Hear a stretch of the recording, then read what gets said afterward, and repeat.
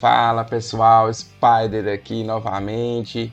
Nesse vídeo continuamos falando sobre as células da imunidade inata e nesse vídeo vamos falar de células que geralmente ficam esquecidas no estudo da imunologia. São um grupo de linfócitos que são relacionados à imunidade inata, mas que não são necessariamente aqueles linfócitos natural killers que falamos em outros vídeos. Se você quer saber um pouco melhor sobre eles, é só ficar comigo que após a vinheta a gente começa. Bora lá!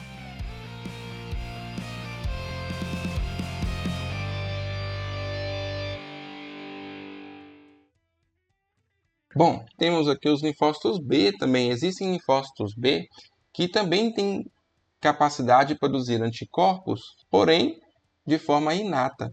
São chamados anticorpos naturais, inclusive. Esses linfócitos B são chamados de linfócitos B1. Eles se diferenciam, por exemplo, dos B2, que são os convencionais que a gente tanto fala, né, que são importantes na imunidade humoral. E aí tem o cardzinho aqui que a gente fala dessa imunidade humoral, fala desses anticorpos e também dessas células B. Mas aqui, só para diferenciar em relação à produção dessas células, a gente tem aqui o fígado fetal, produzindo então esses linfócitos B1. Eles vão sendo maturados e depois, quando atingem certo grau de maturação, ainda não estão maduros completamente, né, eles vão ser liberados como células B1 que tem o IgM, por exemplo, aqui, ó, muito bem desenvolvido. Aqui a gente pode ver a presença do CD5 e do IgM. Isso é interessante de falar porque a maioria desses linfócitos B1 eles vão apresentar essas estruturas como marcadores celulares, o CD5, o IgM e tem um pouquinho de IgD também.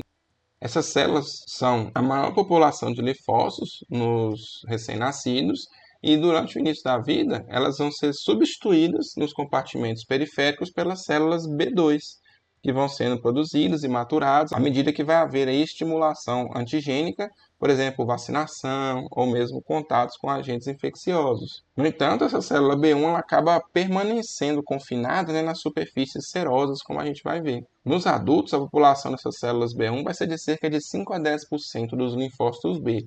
E, como a gente vai ver, localizados aí nessas regiões da cavidade peritoneal e pleural.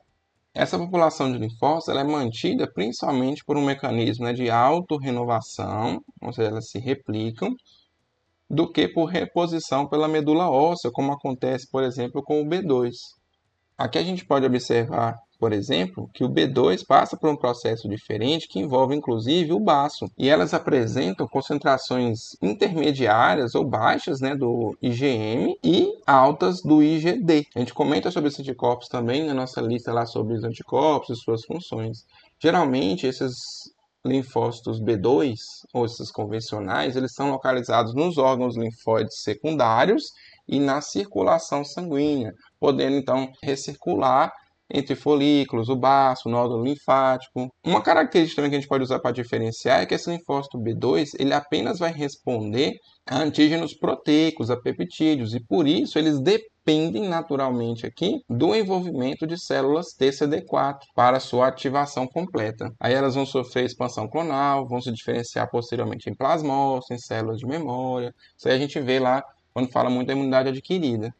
Mas o foco aqui é nos linfócitos B1. Acho que vale a pena mencionar também que a gente tem aqui os linfócitos B2 da zona marginal. Essas células B2 da zona marginal, elas também têm características de células inatas, mas vão apresentar esses receptores aqui CD21, né, um receptor também CR2, tem bastante IgM, um pouco de IgD, bem pouco, e vão ter semelhanças com os linfócitos B1, na verdade. Por isso essa semelhança aí na atuação na imunidade inata.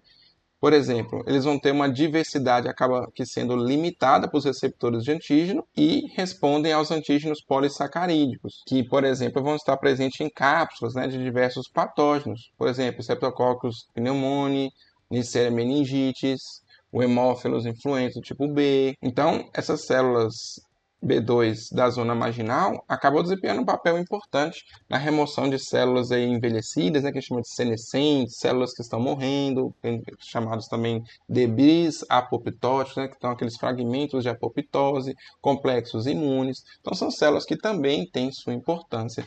E esse nome ZM aqui, né, de zona marginal, é por causa da localização que eles vão ter aí também nos órgãos linfóides. Seguindo aí, a gente já falei, né? Eles secretam IgM. Acho que é interessante até mencionar, para título de exemplo, esses IgM que os linfócitos B1 secretam, os mais importantes deles, de fato, vão ser aqueles anticorpos relacionados ao sistema de tipagem sanguínea ABO.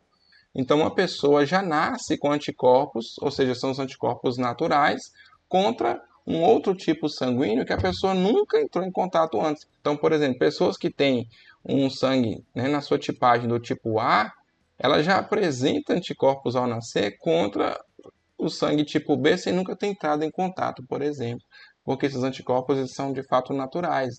Na verdade, o envolvimento, né, o desenvolvimento desses anticorpos naturais da tipagem sanguínea tem a ver até com a genética e também com a interação aí com micro-organismos presentes na microbiota intestinal. Mas tem outros menos famosos, né? Eles são mais de 20 tipos diferentes de anticorpos naturais que são produzidos pelas células B1. E aí é importante ressaltar essa independência dos linfócitos T. No B2, que a gente está falando aqui, ó, células B foliculares, eu preciso ter um antígeno proteico, uma célula T auxiliar, ajudando na ativação dessa célula B. Aí ela vira um plasmócito e produz, aí, dependendo da citocina presente, IgG, IgA, IgE, e vai haver aquela troca de isótipo. Características aqui vão ser que são anticorpos que vão apresentar alta afinidade, vão poder mudar o isótipo, vai ter a formação também de células B de memória e plasmócitos de vida longa. Quando a gente fala dessas células T independentes, como por exemplo a célula B1 ou a célula B da zona marginal, temos antígenos polissacarídicos e aqui, naturalmente, estímulos, né, que podem ver proteínas do sistema complemento, outros sinais, como a gente falou dos receptores lá. E aí você vai ter a produção de que tipo de anticorpo? O IgM, como eu mencionei, chamados anticorpos naturais, que vão apresentar baixa afinidade. E também, importante mencionar, esses plasmócitos já vão ter vida curta. Localização dessas células, como eu já havia mencionado também, eles predominam, né, na vida neonatal e à medida que a pessoa vai crescendo, desenvolvendo, vai havendo uma substituição dessas células nos órgãos linfóides secundários, na corrente sanguínea,